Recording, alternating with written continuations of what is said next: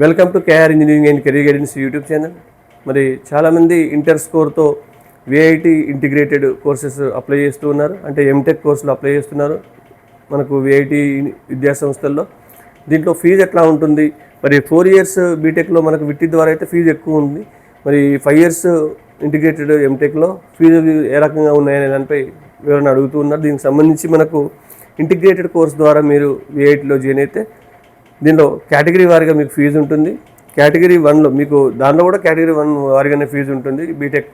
మరి integrated MTech category 1 అయితే మీకు 1,20,000, కేటగిరీ 2 అయితే 190, కేటగిరీ 3 అయితే 2,30,000, కేటగిరీ 4 అయితే 2,75,000, కేటగిరీ 5 అయితే 2,95,000.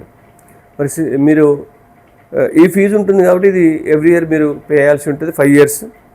లాస్ట్ ఇయర్ కంటే ఈసారి కొంత పెంచడం జరిగింది.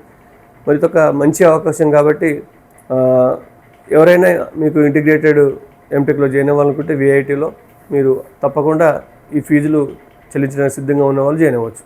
Thank you.